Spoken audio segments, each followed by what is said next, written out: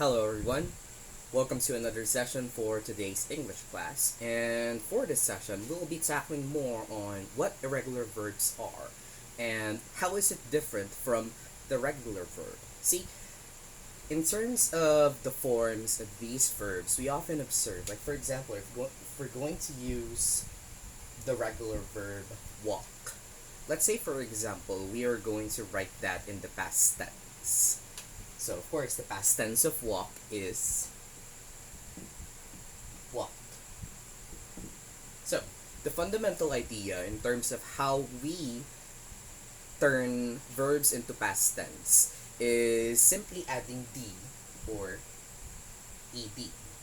That's the general idea in terms of writing verbs in the past tense. But what if we face these kinds of verbs? Let's say for example,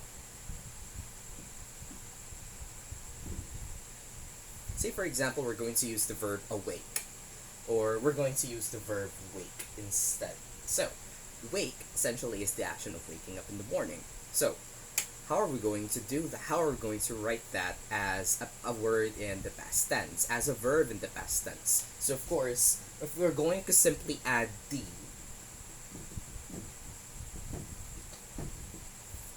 waked, yeah, in terms of waked, in terms of structure, there's really nothing wrong about that.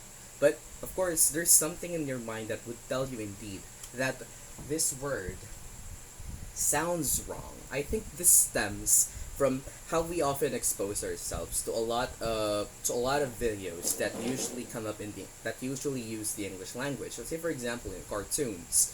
In cartoons, they often use a lot of words, and of course, being so familiar with these cartoons, we have this sense of knowing whether this word sounds wrong, this sentence sounds wrong, it sounds wrong.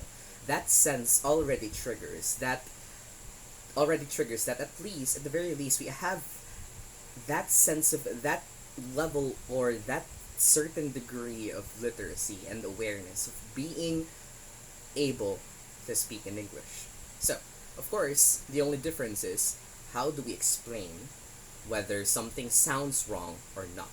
Well, for one thing, wake is actually an example of an irregular verb, because in irregular verbs, usually we're going to encounter them when you reach a topic in your lesson wherein you're gonna have to turn these verbs into the past tense. That's the biggest issue you're most probably going to encounter.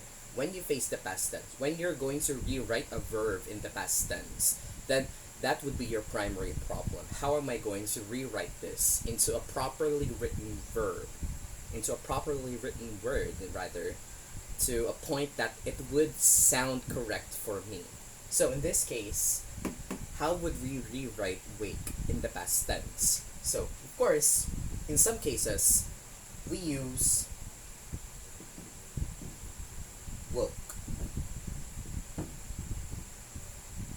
I woke up last night. I woke up late last night. I woke up late in the morning yesterday. So, when we use the word woke as a past tense for the word wake, we don't necessarily have to add d or ed anymore. We don't have to do that anymore. Rather, we're just gonna have to change certain letters into another format so that they would become a better spelled word. So in this case, wake becomes woke. We end up changing the letter A and turning it into letter O. That's why it's going to sound woke. So this is perhaps the proper way of writing. This is perhaps the proper way of writing in terms of how you're going to turn irregular verbs into past tense. Why? Because irregular verbs are actually very tricky. There are a lot of verbs that most probably you already encountered. Let's say for example, write. The word write itself, write cannot be stated as righted, right? We can't really write righted. Because for one thing, that sounds wrong. Upon looking at the word righted, it sounds, not only does it look wrong, it also sounds wrong. So what do we do by that? So the general rule is always change the letter to always change the base letter to letter O. Say for example, if you're going to rewrite right as a proper a proper verb in the past tense, we're going to write the word wrote. So what letter did I end up changing here? I end up changing the letter I in the middle of it and ended up changing it to the letter O. So again, the general idea here is that whenever we encounter irregular verbs, most probably their past tense might appear as changing its base, as changing its base letter into the letter O. That's a general idea, but in other in other cases rather, we find ourselves with words like this.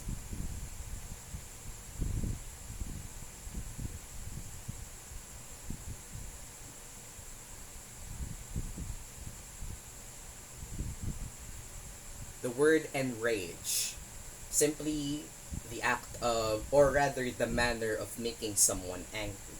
To enrage him, I decided to make a lot of annoying, I decided to do a lot of annoying stuff. So that's what basically enrage means in terms of how we applied it into a sentence. So if you're going to observe, wake, right, all of them ends up with the letter E. So you might have this idea that whenever a certain word ends with ends with a vowel like letter E, or ends with any type of vowel whatsoever, you need to be cautious. Why? Because we cannot make the mistake of rewriting this into enroach just because it ends in the letter E. That's ultimately wrong. So of course, not only does it sound wrong, not only does it sound wrong, not only does it look wrong, it's indeed wrong by any other respect in the English language. So what do? For this case, we only need to add the letter D. So, therefore, in terms of irregular verbs, there are some verbs that you need to watch out for. There are a lot of verbs actually, a lot of irregular verbs that you need to watch out for. And especially this would come in handy when times come wherein you have to turn the verb into the past tense. So you have to be aware of that, and you also have to take notice of the letters, take notice of the structures, take notice of how it sounds like. Trust your gut, trust your English gut, as I would say it. Trust your English gut to always listen to your English gut, and repeat the word continuously in your mind. Why does this sound wrong? How am I going to rewrite this? And of course, one way to do that is to expose ourselves to a lot of opportunities to expand our vocabulary. So of course the vocabulary is actually a very simple thing to do, because we have this idea that in terms of working on your vocabulary, we often think that, oh, I need to read more. I think I need to read a lot more articles. I think I need to memorize the entire dictionary just for me to have a wider set of vocabulary. Well, in reality, we don't necessarily have to do that. Rather, what we have to do is to make do with what we have. Do I mean? For most of you students who are already aware of the gaming community, most of you often play games, and that itself is already a medium for you to learn a lot of words. Let's say, for example, I know a lot of students who gained their fluency while playing games. I know a lot of students who gained certain mastery in the English language and are able to write perfectly written sentences just because they learned how to listen to English language, how to listen to certain vocabulary in the words. And of course, most of these words, most of these English content, it comes directly from the games. So of course, it doesn't really matter if you play Dota. It doesn't really matter if you play Call of Duty or whatnot, Mobile Legends, or other games, Among Us even. it actually is a good avenue for you to communicate with other people using the English language and also listening to the English language. So a lot of other examples that we might find relative that we might find relevant for us is of course watching cartoons, watching anime, even Japanese anime. Yes, there are a lot of English speakers who derive their mastery in English just by listening and just by reading the subtitles in Japanese anime. How is that possible? We have to. This is because Japan, or the Japanese language itself, is so rich in how it represents ideas, how it delivers certain ideas and concepts, and how it goes so well in telling a story, to a point that when you translate their ideas word for word, or necessarily by the contextual translation, you would get one heck of a sentence in English. So, of course, anime. I think I'd like to promote for most students to watch anime, to continue using them, continue watching them, because for one thing, you're gonna be gaining a lot of experience in terms of in terms of reading a lot of words. You think the idea of reading subtopics or subtitles rather in the anime is nothing really that worth to pay attention to? No. Reading subtitles in the anime could perhaps be one of the major reading activities that you conduct as an English reader. So I suggest you stick to those strengths. So of course, watching cartoons, playing video games, playing computer games, watching anime, this is not necessarily what you would hear from any normal teacher whatsoever, but rather what I'm here to tell you is that all of all of these ways on exposing yourself to the English language, you could somehow find them even in a lot of aspects in your life that you were not initially aware of in the first place.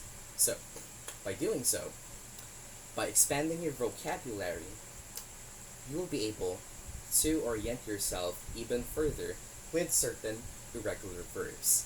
How should they be written? How should they be spoken? And how should they be pronounced? So, that's the general idea of understanding irregular verbs. So, ultimately, here's one activity that I'd like to post for every one of you.